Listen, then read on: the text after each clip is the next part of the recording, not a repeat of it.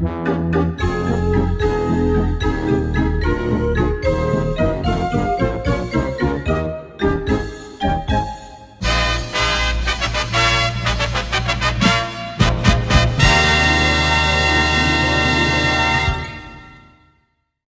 Assalamualaikum. Selamat datang ke kelas geografi Cikgu Sheila. Hari ini Cikgu Sheila nak bincangkan semula apa yang telah kita buat latihan semalam. Okey, dalam bentuk video pula lah. Semoga pelajar yang tak dapat hadir dalam kelas semalam, dia dapat tengok dan dapat lihat apa latihan yang kita dah buat. Okey, kita santai-santai pagi dulu. Okey, yang mana pelajar tulis lukis wajah anda pada pagi ini. Okey, ni pada Leong, daripada Cikgu Sheila, daripada Ariana, Huze, Rogini, Fatihah, Nicole, Fahim, Wayin. Okey, semua gambar-gambar ceria lah ni. Okey, kemudian kita tengok sumber tenaga dunia seperti mana kita lihat daripada buku teks, muka surat 150 dan 151. Okey, kita ada apa dekat sini? Kita ada petroleum. Okey, dekat Arab Saudi. Okey. Bila sebut petroleum Arab Saudi, kena tahulah dia punya simbol ni. Okey. Kemudian gambar macam api ni adalah gas asli. Biomas di India, suria di Jepun, tenaga ombak di Perancis, arang batu di Rusia, China, tenaga air, geoterma Iceland dan juga angin di Belanda. Okey, kena tahulah sumber tenaga utama dunia dan juga simbol-simbol yang digunakan. Okey, taburan sumber semula jadi utama dunia. Okey, ini saya ambil daripada buku teks. Okey, dalam sini kita boleh nampak. Okey, sini Amerika Syarikat. Okey, ingat balik Amerika Syarikat tadi apa? Petroleum, gas asli. Kemudian kita nampak sini Arab Saudi. Arab Saudi, petroleum. Okey, Iceland. Okey, tengok Iceland di sini. Iceland ada apa tadi? Geoterma, tenaga geoterma. Belanda, angin. Okey. Kemudian kita ada Perancis, ombak. Okey, kalau awak tengok sini tak clear sangat. Okey, kat tepi ni. Okey, dalam buku teks dia jelas lah. Okey, Rusia. Rusia tadi tenaga apa? Rusia tenaga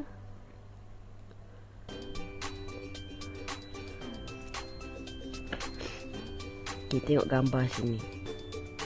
Okey, arang batu.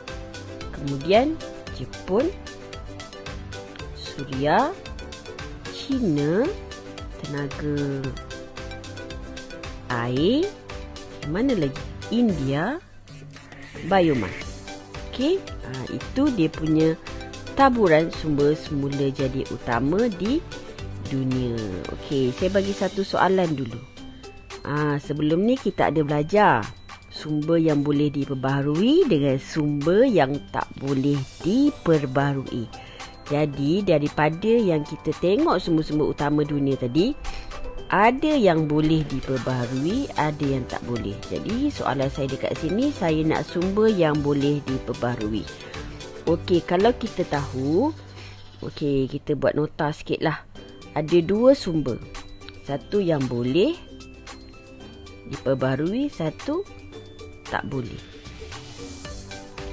Okey, yang boleh diperbaharui ni, macam mana dia boleh diperbaharui?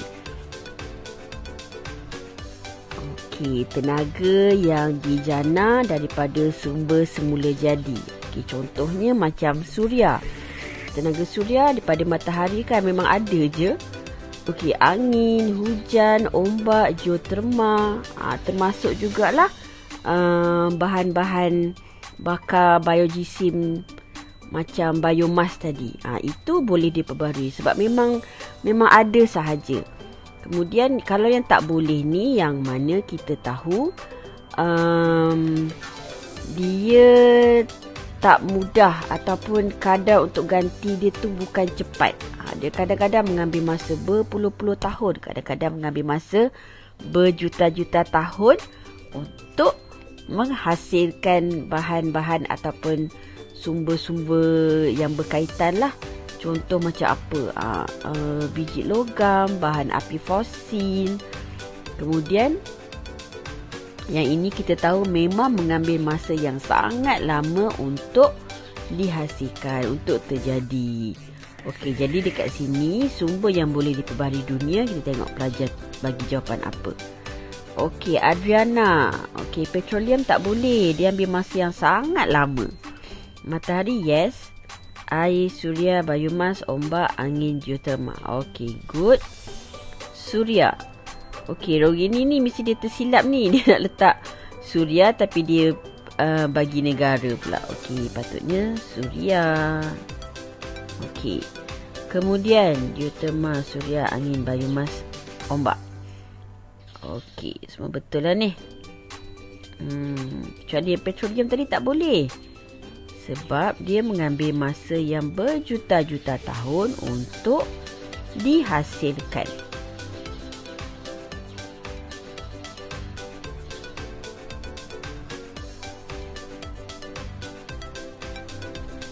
Okey, tengok dekat sini. Petroleum. Okey, petroleum terbentuk berjuta-juta tahun dahulu. Okey, daripada hidupan laut yang mati. Kemudian dia ditimbus oleh lumpur dan pasir. Bila dah mati, bangkai tenggelam ke dasar laut dan ditimbus oleh sedimen. Melalui tindakan bakteria, perebutan separa berlaku dalam keadaan kekurangan oksigen. Penguraian di bawah suhu dan tekanan yang tinggi menghasilkan petroleum dan gas asli. Kalau awak tengok dekat sini ada term-term sains. Okey, apa dia perebutan? Apa dia tindakan bakteria? Apa dia proses penguraian? Yang itu boleh guna pakai apa yang pernah belajar ataupun cikgu sains awak ajarlah. Okey, tengok macam mana petroleum tu terjadi. Okey, bila ada petroleum, selalunya dia akan together dengan gas asli. Okey, gas asli adalah gas yang terbentuk dalam lapisan magma di dalam bumi. Okey. Garis ini terperangkap di dalam lapisan-lapisan bumi bersama-sama petroleum. Okey. Kita tengok kepada arang batu pula, sejenis pepejan hitam digunakan sebagai bahan bakar. Okey. Yang ini pun tengok, pengawitan tumbuhan oleh air dan lumpur daripada pengoksidaan atau penguraian secara semula jadi. Ada lagi perkataan oksida, ada lagi perkataan penguraian. Apa maksud dia tu? Okey, kemudian batuan keras yang mudah terbakar. Okey, itu adalah arang batu. Okey, dia digali dari bumi melalui lombong arang batu. Sama ada di bawah tanah ataupun secara terbuka di permukaan bumi. Okey.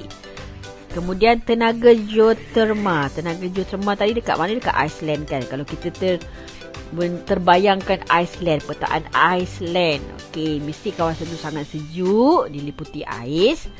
Okey, tenaga yang wujud di dalam bentuk haba. Bentuk haba di bawah permukaan bumi. Okey. Dekat bahagian bawah. Dia digunakan untuk menjana kuasa elektrik dan juga rekreasi. Kebanyakannya di negara-negara yang mempunyai 4 musim seperti di Eropah. Tenaga geoterma digunakan untuk memanaskan bangunan pada musim sejuk dan menyejukkan bangunan pada musim panas. Itu tenaga geoterma. Kemudian tenaga suria. Suria tu berkaitan dengan matahari lah. Okey, suria ataupun tenaga solar adalah teknologi mendapatkan tenaga berguna daripada cahaya matahari. banyak teknologi tradisional. Okey, sehinggalah sekarang lah. Okey, digunakan secara meluas ketika ketiadaan bekalan tenaga lain seperti di kawasan terpencil. Kalau awak tengok dekat sekarang ni, kat Malaysia pun dah banyak sangat penggunaan tenaga suria kan. Awak akan nampak panel-panel macam ni. Okey, panel ni. Itu menggunakan tenaga suria. Kadang kita nampak ada dekat public phone, kadang-kadang kita nampak dekat tepi highway tu. Okey, awak nampak panel-panel macam tu, maksudnya dia menggunakan tenaga suria atau tenaga matahari lah. Okey, tenaga angin. Okey, penukaran tenaga angin kepada bentuk tenaga yang berguna. Okey, maknanya dia kena ada turbin tau. Dia kena ada satu turbin tu. Kalau awak tahu, dekat hidroelektrik ada, dekat angin pun ada. Turbin tu dia macam satu roda lah. Menghasilkan elektrik. Turbin angin bagi menghasilkan elektrik. Kincir angin bagi kuasa mekanikal. Pam angin bagi mengepam air atau penyaliran, ataupun belayar bagi menggerakkan kapal. Itu kegunaan tenaga angin. Okey. Tenaga ombak. Ombak yang bergerak ke pesisir pantai dan kembali ke laut mempunyai tenaga keupayaan dan tenaga kinetik. Yang dia pergi depan, nampak ombak bergerak ke depan, ke belakang tu. Okey, digunakan untuk memutarkan turbin dan dinamo bagi menghasilkan tenaga elektrik. Okey, bagi biomas pula adalah tenaga yang dijana daripada perebutan benda-benda hidup dan juga bahan buangan haiwan. Yang bahan-bahan ni boleh digunakan sama ada sebagai bahan api ataupun di dalam industri. Okey, kalau macam dekat rumah-rumah awak tu, mak-mak mungkin masak guna ranting-ranting semua tu kan. Arang tu, itu biomas lah. Okey, maknanya ada yang guna. Kalau saya dulu saya pernah tengok menggunakan ranting-ranting pokok kayu getah, tak silap saya. Itu adalah biomas. Kita pun ada guna. Okey, tenaga air. Okey, tenaga air. Gerakan air biasanya didapat dari sungai yang dibendung. Maksudnya ada satu kawasan. Okey, sungai tu dia dikepung lah. Okey, kemudian ada lubang-lubang pada saluran air. Okey, ada turbin juga. Okey, yang berfungsi mengubah tenaga kinetik daripada gerakan air tadilah menjadi energi mekanik yang menggerakkan generator listrik. Okey. Dia disebutkan juga sebagai hidroelektrik. Hydro tu adalah air, tenaga elektrik daripada air. Okey, ini soalan daripada buku teks. Tandakan raib pada sumber tenaga utama di dunia. Kosmetik. Jangan salah, kosmetik tu apa? Bukan geoterma. Kita ada ombak, kita ada arang batu. Okey, jadi kita tengok jawapan pelajar saya. Kita nak sumber tenaga utama dunia. Maknanya ikut yang tadi, yang kita mula-mula tengok tadi ada berapa? Ada 1, 2, 3, 4, 9. Okey, jadi dalam tu tak ada penyatakan hutan. Okey, geoterma ni tak ada nyatakan. Ombak, yes. Geoterma, ombak, arang batu. Okey, very good. Kita bagilah dia stiker. Okey, kemudian Leong pun tadi Ariana. Okey, Leong pun betul. Okey, bagi stiker juga.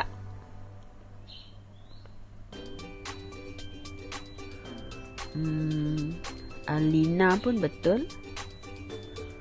Senang je, cuma awak kena baca soalan tu betul-betul lah. Yang salah tadi mungkin dia dia careless mistake. Dia bukan tak tahu dia careless, dia tak baca soalan betul-betul.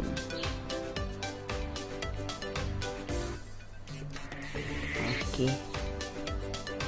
Tadi Cikgu Sheila akan cari stiker baru lah. Stiker ni je. Okey, well done Fatihah. Okey, Kisha. Tersilap ni. Ini bukan. This one is betul.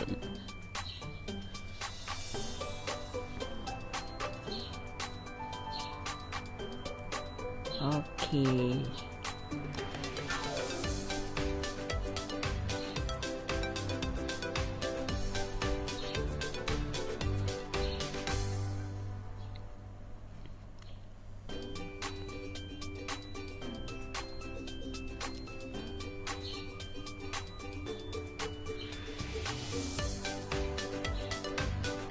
Okey, ada yang betul dan ada yang careless mistake. Okey, careless mistake tu kena buat pembetulan lah.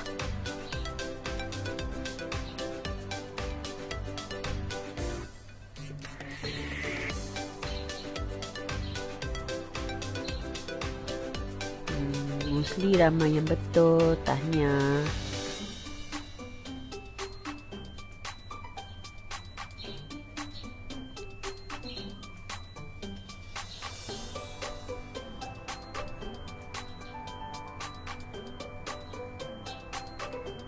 Okey, kemudian peta menunjukkan taburan beberapa sumber tenaga utama yang terdapat di dunia. Tadi kita dah tengok kan.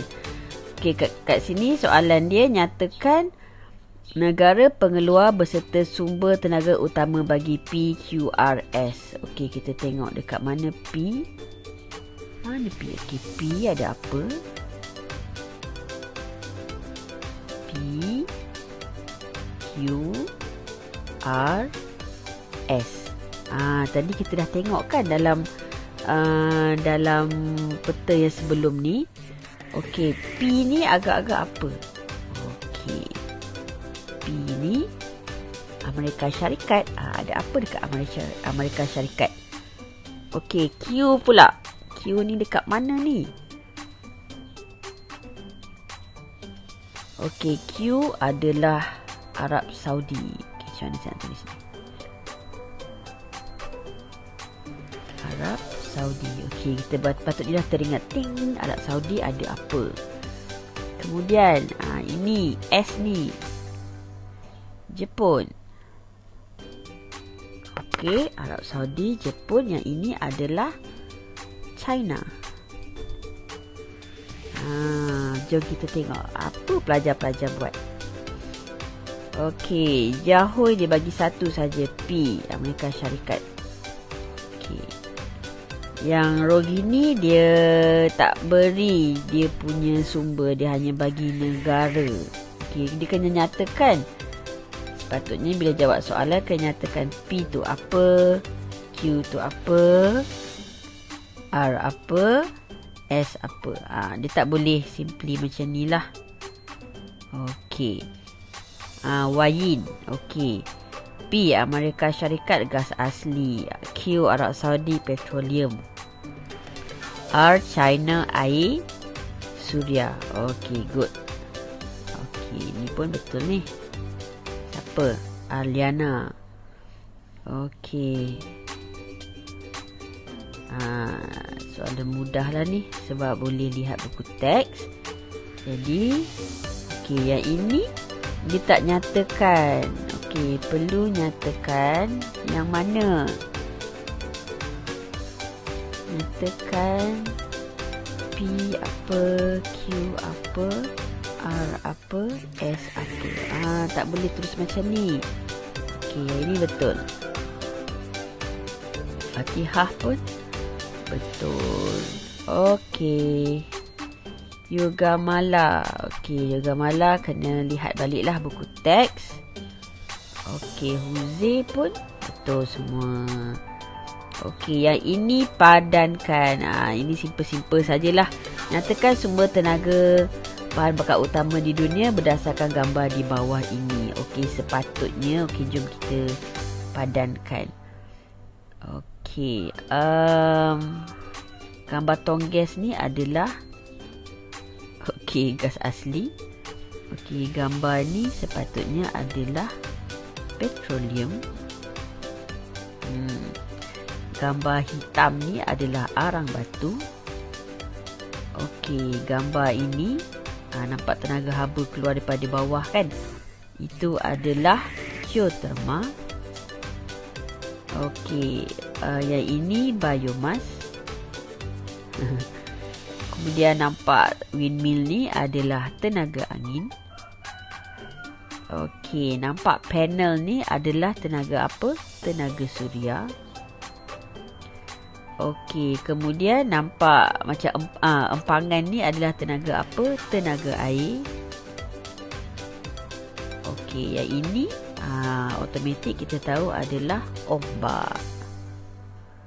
Okey, itu jawapan dia. Jadi boleh tengoklah jawapan-jawapan pelajar sini. Okey, Yahoo dah jawab. Wayin, Fatihah pun jawab. Semua betul ni. Okey, Nicole. Okey, bersimpang siur. Aliana, Leong, Isha, Adriana, Huze. Okey, Rogini ni salah ni Rogini. Dia kena buat pembetulan ya. Kemudian Wong pun betul. Okey, yang ini Yoga Mala dia dah terupload sebelum buat jawapan. Okey, untuk next class kita akan belajar tentang krisis sumber semula jadi dunia. Okey, kita akan tengok ekonomi, politik, masyarakat dan alam sekitar. Dan jika sempat kita akan masuk ke dalam contoh kerjasama ekonomi dunia. Okey. Kemudian yang last sekali kita ada kepentingan kerjasama ekonomi antarabangsa yang melibatkan buruh asing, pemindahan teknologi, hubungan perdagangan, pasaran, pelaburan dan bahan mentah. Okey, sehingga itu semua kita berjumpa lagi. Selamat sejahtera. Assalamualaikum.